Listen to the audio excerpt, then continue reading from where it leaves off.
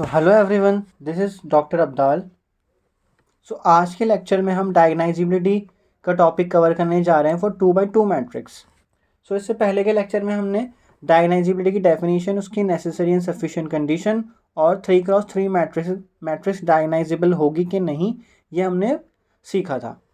तो आज के लिए हम 2x2 मैट्रिक्स लाए हैं और देखेंगे कि डायगनाइजिबल है कि नहीं।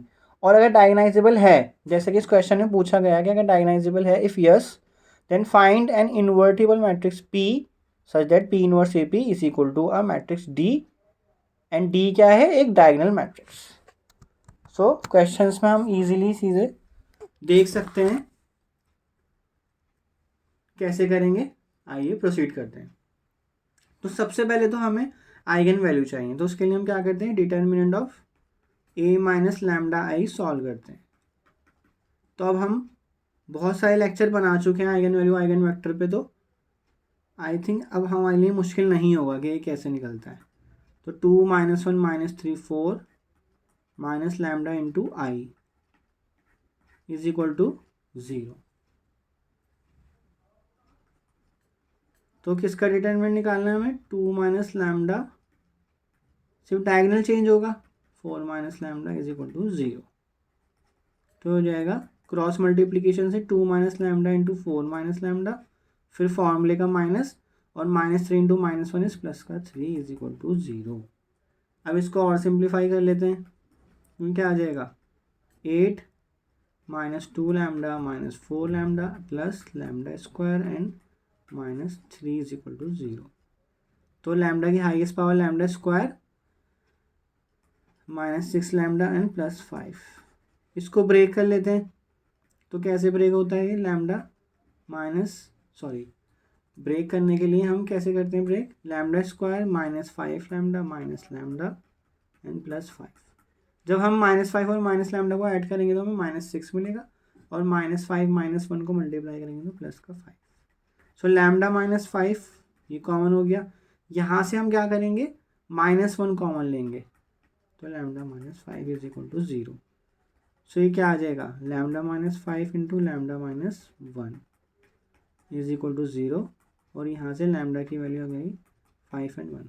और जो दूसरे मेथड से करना चाहते हैं तो वो यहाँ से देखें, इस वाले स्टेप से।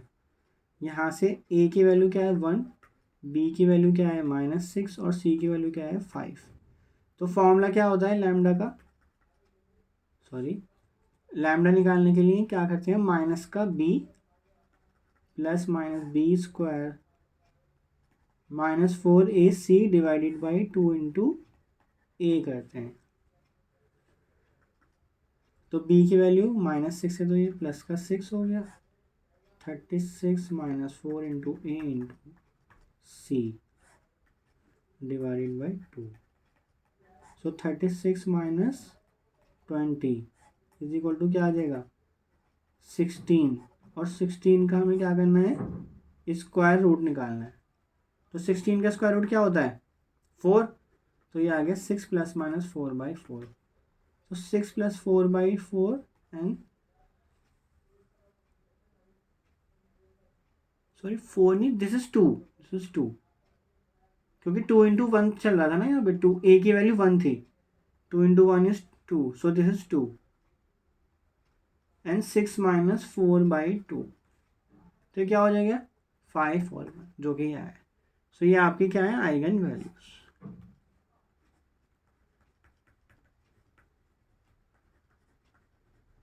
अब हम क्या निकालेंगे? Eigen vector. So eigen vectors for lambda is equal to 5। तो कैसे निकालते हैं वो? a minus lambda I x is equal to 0 रख के निकालते हैं। सो a की वैल्यू आपके हाथ में क्या है? क्वेश्चन में जो गिवन है 2 - 1 - 3 4। लैम्डा की वैल्यू 5, आइडेंटिटी मैट्रिक्स, और ये आपका एक्स वाई 0, क्योंकि 2x2 मैट्रिक्स के लिए कर रहे हैं तो इसलिए ये भी 2 एक्स और वाई तक ही गया। अब डायगोनल पे से क्या होगा? 5 माइनस हो जाएगा, तो 2 - 5 इज -3 एंड 4 - 5 इज -1, और बाकी की एंट्री सेम आ जाएगी। अब इसमें क्या करेंगे, हम रो ऑपरेशन लगा सकते हैं। इसको इस फर्स्ट रो को सेकंड रो में से माइनस कर दोगे तो क्या हो जाएगा, सेकंड रो जीरो हो जाएगी पूरी।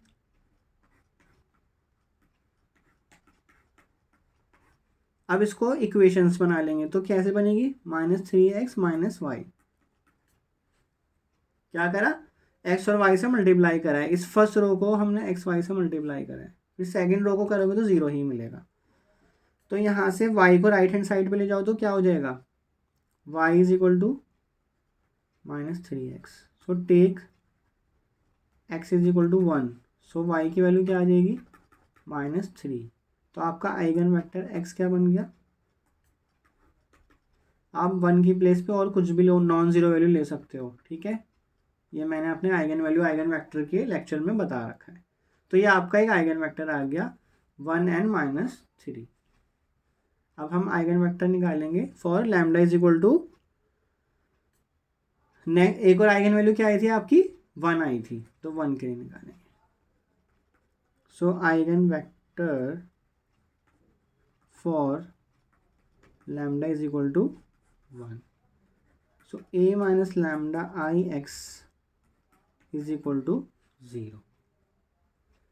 सो A मैट्रिक्स क्या है आपकी, 2 - 1 - 3 4 -1 इंटू आइडेंटिटी मैट्रिक्स, मतलब डायगोनल पे से जस्ट 1 1 माइनस हो जाएगा। तो क्या बन जाएगी मैट्रिक्स, डायगोनल पे से 1 माइनस करा, 1 माइनस करा, बाकी की एंट्री सेम आ गई। तो अब मुझे ये जीरो बनाना है, कैसे बनाऊंगा, R2 में से अगर मैं R2 में अगर मैं 3 टाइम्स R1 ऐड कर दूं, मतलब इस वाली एंट्री का अगर मैं 3 टाइम्स कर दूं और इसमें ऐड कर दूं तो जीरो हो जाएगा। तो ये भी जीरो, ये भी जीरो। तो इक्वेशन क्या आ गई, x - y = 0। कैसे आती है ये, इस रो को इस कॉलम से मल्टीप्लाई करनी, मैट्रिक्स मल्टीप्लिकेशन है ये जस्ट। तो यहाँ से आ गया x = y। So take y = 1। So this implies x = also 1। So eigen vector क्या बन गया आपका, x की वैल्यू 1, y की वैल्यू 1। तो एक आइगन वेक्टर आपका ये आ गया। तो अब हम आइगन वैल्यू आइगन वेक्टर लिख लेते हैं।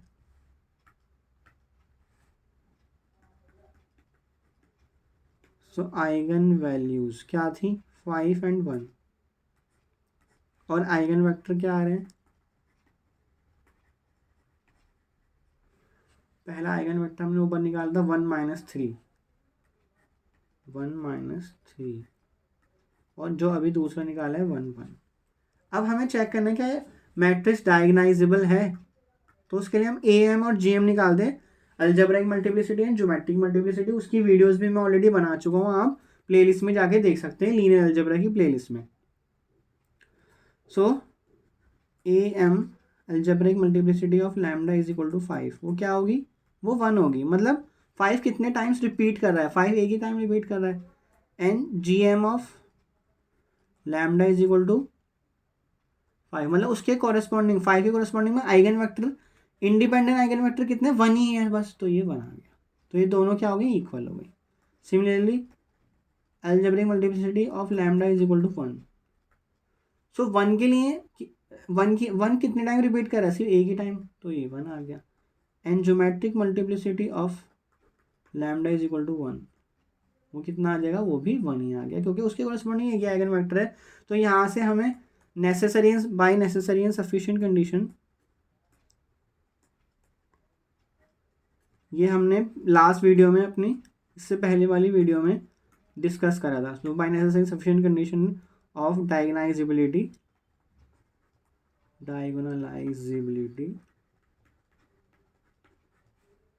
The matrix A is diagonalizable. तो हमें यहाँ तक तो आंसर पता लग गया अपने क्वेश्चन का। जो क्वेश्चन पूछा गया था, is the matrix A is diagonalisable, तो यस, इसका आंसर यस। तो उसमें वो क्या कहता है, अगर इफ यस है then find an invertible matrix P। अब हमें P मैट्रिक्स फाइंड करनी है और प्रूफ करना है P इनवर्स AB क्या है, वो पी इनवर्स ए पी क्या है, वो डी के इक्वल है।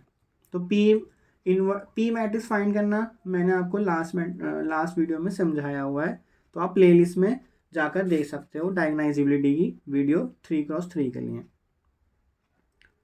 So construction of P,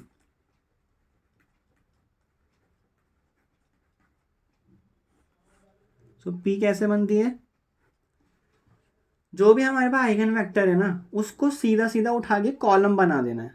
eigen vector क्या क्या है हमारे पास, 1 - 3 एक तो 1 - 3 रख दिया यहाँ पे, और दूसरा आइगन वेक्टर क्या था 1 1, तो वो यहाँ है। ये आपकी पी मैट्रिक्स सिंपल बन गई आइगन वेक्टर की हेल्प से। तो आपको पता लग गया होगा आइगन वैल्यू आइगन वेक्टर का टॉपिक कितना इंपॉर्टेंट है, सब कुछ उसी पे डिपेंड कर रहे हैं आगे की चीज़ें। अब इसका इन्वर्स निकालना है, तो इन्वर्स निकालने जो आपकी 2x2 मैट्रिक्स होती है उसका इन्वर्स निकालना बहुत ही आसान होता है। वो कैसे निकलता है मैं बताता हूँ आपको। जो भी आपको मैट्रिक्स दे रखी है, तो जो ये डायगोनल पे है इनको हम इंटरचेंज करते हैं। तो अगर इसको मैं इधर ले जाऊं और इस वैल्यू को मैं इधर ले जाऊं तो कुछ भी फ़र्क नहीं पड़ेगा, 1 1 1 ही रहेगा। और जो इधर है वैल्यूज़ इनके मैं साइन चेंज कर दूंगा, इनके साइन चेंज मैंने इस तरह से कर। I hope this is very much clear.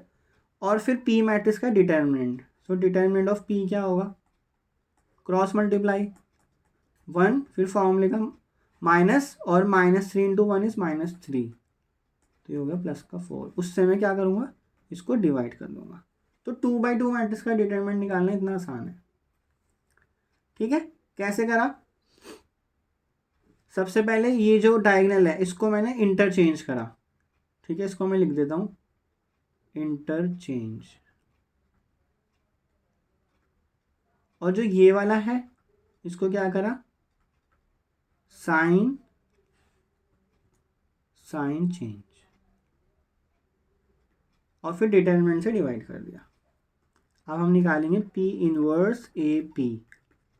तो पी इनवर्स आ गया आपका ये, ए मैट्रिक्स क्या है आपकी 2 -1 -3 4, और पी मैट्रिक्स ये ए मैट्रिक्स था, और पी मैट्रिक्स क्या निकाली हमने ऊपर अभी 1 -3 एंड 1 1,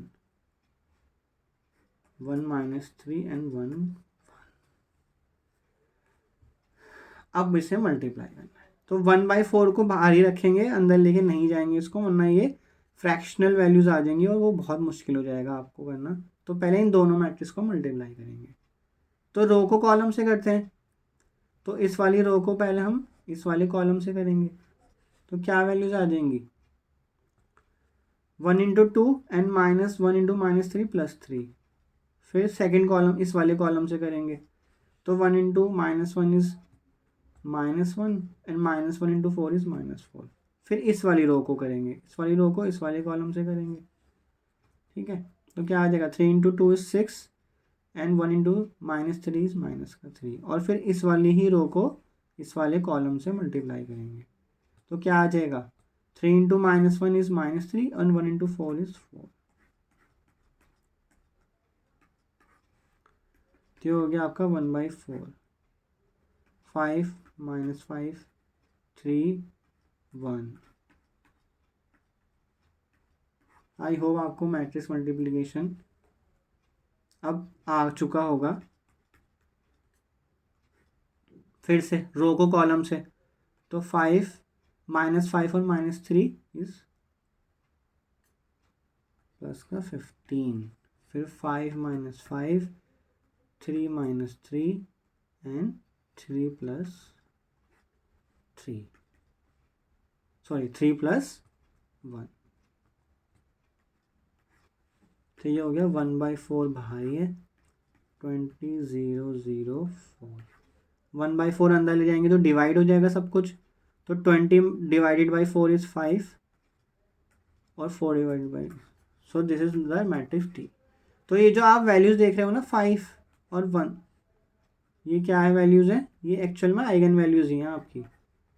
तो आपका आंसर ये वेरीफाई करने का एक बहुत ईजीएस्ट वे है कि जब आपकी मैट्रिक्स मल्टीप्लाई होके जो आएगी डी मैट्रिक्स, वो आइगन वैल्यूज़ ही होंगी उसमें। ठीक है, so hence P inverse A P is a diagonal matrix.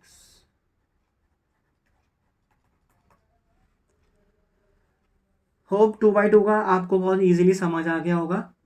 सो आज के लिए इतना ही. Thank you so much. So हम नेक्स्ट वीडियो में मिलेंगे. तो तब तक के लिए आप प्रैक्टिस करते रहिए, क्योंकि मैथ्स आप प्रैक्टिस से ही सीख सकते हैं या फिर डिस्कशन से सीख सकते हैं. So thank you so much.